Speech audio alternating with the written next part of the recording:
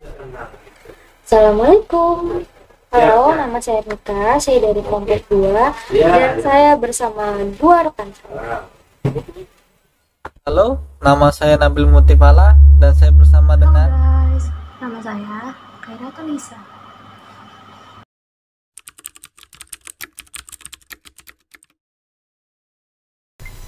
Oke teman-teman, di sini saya akan menjelaskan tentang file system interface.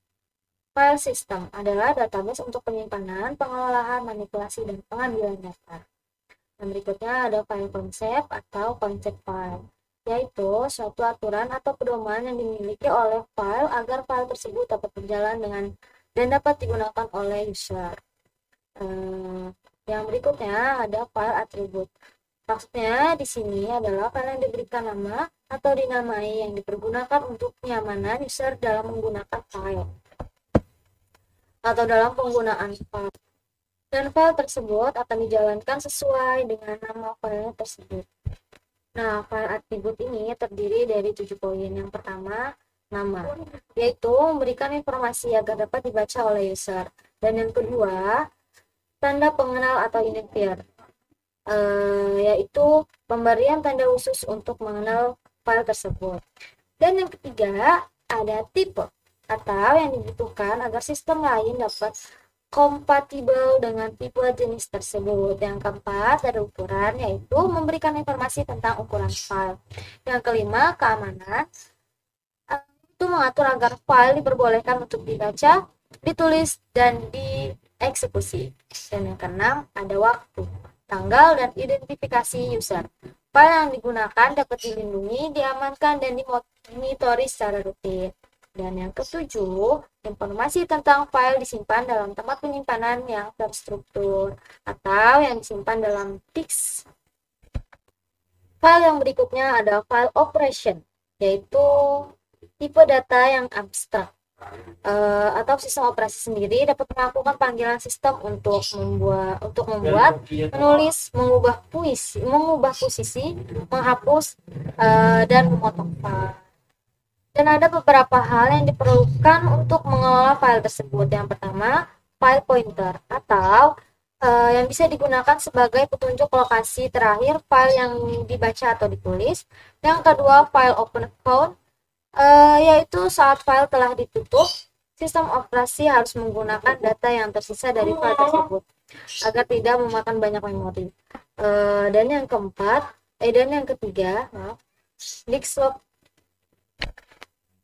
ketiga, disk location of the file, yaitu pengoperasian file membutuhkan sistem untuk merubah data yang ada di dalam file. Dan yang keempat, access right atau hak akses, yaitu memberikan informasi tentang hak akses file tersebut. Beberapa sistem operasi juga menyediakan fasilitas yang bernama Open File Locking. Open File Locking berfungsi sebagai penengah hak akses ke file. Contoh file locking adalah dilakukan oleh OS dan program, terjadi ketika ada akses ke file, dan ada dua kemungkinan, yaitu mandatory dan advisory. Mandatory atau akses is denied ketika ada perintah atau request, dan advisory yaitu proses dapat menemukan status offload dan memutuskan yang dilakukannya sendiri. Dan yang berikutnya, file type, atau ketika kita akan merancang sebuah sistem file, seluruh sistem akan mempertimbangkan apakah harus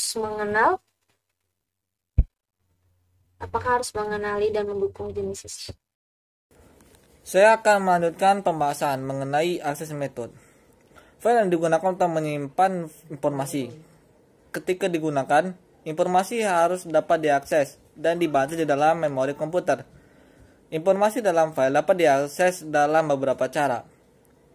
Beberapa sistem hanya menyediakan satu metode akses untuk file. Permasalahan utama di sini adalah pemilihan metode akses yang digunakan untuk aplikasi tertentu. Selanjutnya yaitu sequential access, merupakan metode akses paling mudah. Urutannya adalah membaca lanjutkan, menulis lanjutkan, diulang, tidak dibaca setelah tulisan terakhir. Selanjutnya yaitu direct access, merupakan metode yang memungkinkan program untuk membaca dan menulis data dengan cepat tanpa urutan tertentu. Selanjutnya, order access method. Metode ini umumnya melibatkan pembangunan indeks di dalam file. Directory and disk structure. Directory and disk structure memiliki ciri-ciri, yaitu disk dapat dibagi menjadi partisi, disk atau partisi dapat dilindungi oleh RAID, disk atau partisi dapat digunakan secara manual tanpa sistem file, entitas yang berisi file sistem dikenal sebagai volume. Setiap volume yang berisi sistem file dapat melacak informasi dari sistem file yang ada di dalam directory. Strong structure.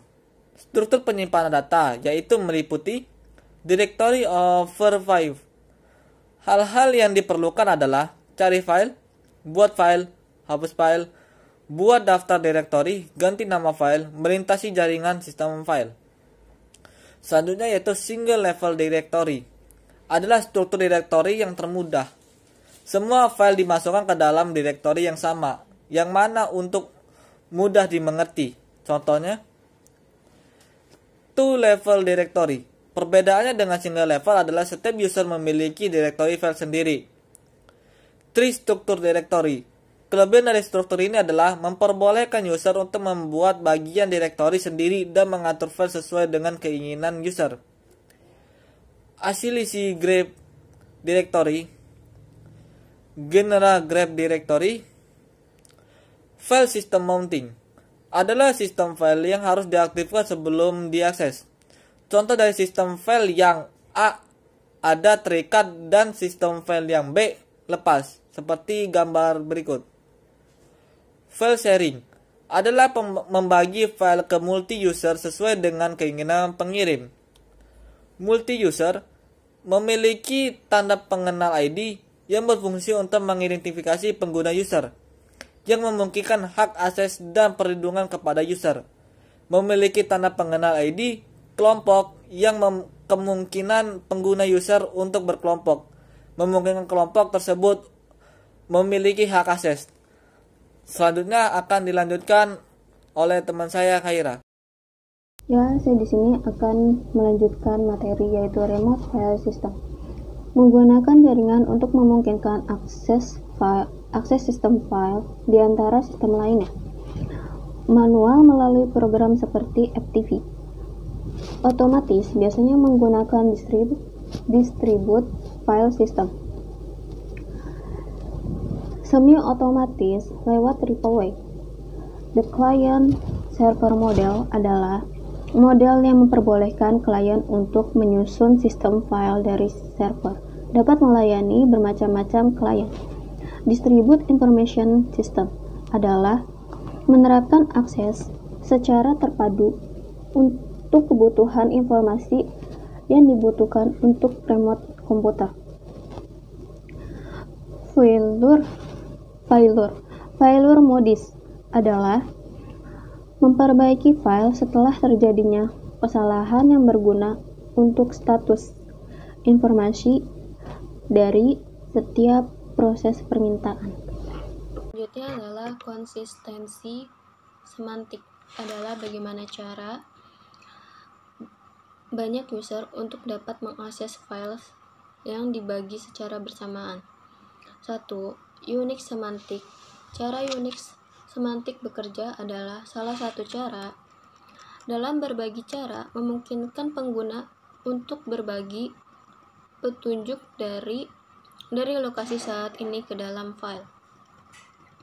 2. Sensation semantik. Ketika file telah ditutup, perubahan yang terjadi memungkinkan terlihat hanya saat sesi permulaan. 3. Immutable share file semantik. Ketika file telah dibagikan oleh pembuatnya, file tersebut tidak dapat dirubah kembali. Yang keempat, protection dipergunakan untuk melindungi file baik kesalahan internal maupun eksternal.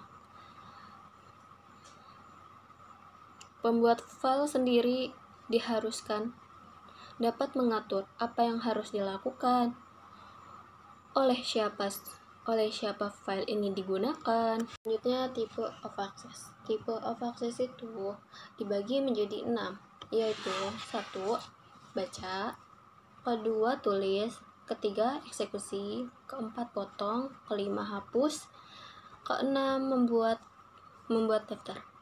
Yang kedua, akses kontrol. Mempunyai akses mode yaitu baca, tulis, dan eksekusi. Memiliki 3 kelas user yaitu pemilik, kelompok, dan semua kalangan. Oke, terima kasih banyak teman-teman yang udah menonton video ini. Dan jangan lupa untuk like dan share ya teman-teman, karena satu kebaikan akan dibalas dengan 1000 kebaikan, insya Allah. Dan kembali saya ingatkan kepada kalian semua untuk terus menjaga kesehatan, tetap di rumah aja, dan mematuhi protokol kesehatan, menjaga jarak, mencuci tangan, dan memakai masker.